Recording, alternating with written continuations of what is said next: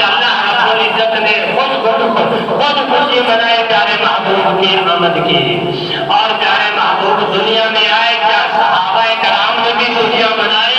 یہ کہا کہ ہمارے نبی دنیا میں آئے، ہم بھی کچھ خرچ کریں یا نہ کریں؟ تو لکھتے ہیں کہ ابو جہل نے 40 اونٹ اس دن خیرات کی، اس لیے کہ میرے بھائی کے گھر میں بیٹا ہوا۔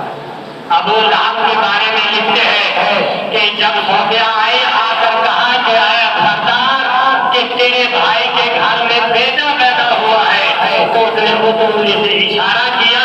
جب عید کا دن آتا ہے، ابو لہب کو پیاس لگتی ہے، اس انگلی سے پانی یا دودھ پی لیتا ہے، پیر والے دن یعنی عذاب کی بھی تصویر ہو جاتی ہے۔ یعنی کافر ہو کر اللہ رب العزت اتنا انعام عطا فرمائے کہ صرف یہ خوشی منائی کہ میرے بھائی کے گھر میں بیٹا پیدا ہوا ہے جو میرے محبوب کے ساتھ کلمہ پڑھتا ہے، محبت رکھتا ہے، اللہ رب العزت کا انعام نہیں عطا فرماتا۔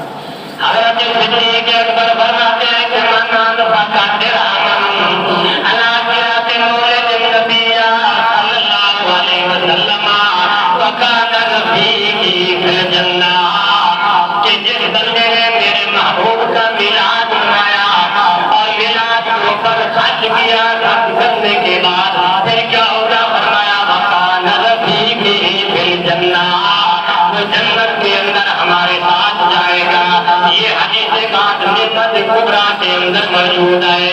حضرت عمر فاروق نے کیا کہا کہ من عظم من انفق درہما علی قراءۃ مولد النبی صلی اللہ علیہ وسلم فکأنما شہد غزوۃ بدر وحنین۔ حضرت عمر فرماتے ہیں کہ جس نے میلاد پر ایک پیسہ بھی خرچ کیا اور میلاد کی تعظیم کی، فرمایا کہ فکأنما شہد غزوۃ بدر وحنین، یعنی بدر کے اندر یا غزوہ کے اندر جو شہید ہو گئے، فرمایا قیامت والے دن ان کے ساتھ وہ جنت میں جائیں گے۔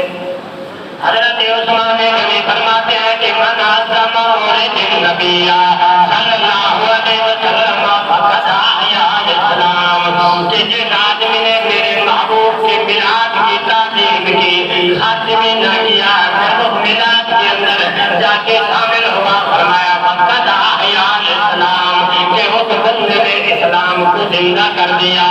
حضرت علی المرتضیٰ فرماتے ہیں کہ من انفق درہما علی قراءۃ مولد النبی صلی اللہ علیہ وسلم لا یخرج من الدنیا الا بایمان ویدخل الجنۃ بغیر حساب۔ فرماتے ہیں کہ جس نے میرے محبوب کا میلاد کے اوپر خرچ کیا، وہ دنیا سے ایسے نہیں جائے گا، لا یخرج من الدنیا الا بایمان، وہ ایمان کی دولت لے کر جائے گا۔ فرمایا بغیر حساب، اللہ رب العزت اس کو بغیر حساب کی جنت کے اندر اپنے جگہ عطا فرمائے گا۔ چار صحابہ کرام کا یہ عقیدہ اور یہ نظریہ تھا۔ کسی نے کہا جو خرچ کرے کان رفیقی، ہمارے ساتھ ہوگا۔ کسی نے کہا من عظم، تعظیم بھی کرے اور خرچ بھی کرے، اور بدر اور غزوہ کے اندر جو شہید ہے ان کے ساتھ جنت میں جائے گا۔ تو حضرت عثمان نے کہا کہ صرف اس نے تعظیم کی، اس نے اسلام کو زندہ کر دیا۔ علی المرتضیٰ کہتے ہیں تعظیم بھی کرو، خرچ بھی کیا، بغیر ایمان کے وہ نہیں جائے گا، ایمان کی دولت لے کر۔ یہ چارے حدیثاں نعمت کبریٰ کے اندر موجود ہے۔ اور مسلمان دین نے بھی یہ کہا کہ جو میرے نبی کا میلاد مناتا جائے گا، اللہ رب العزت کی رحمت اس کے اوپر برسے گی۔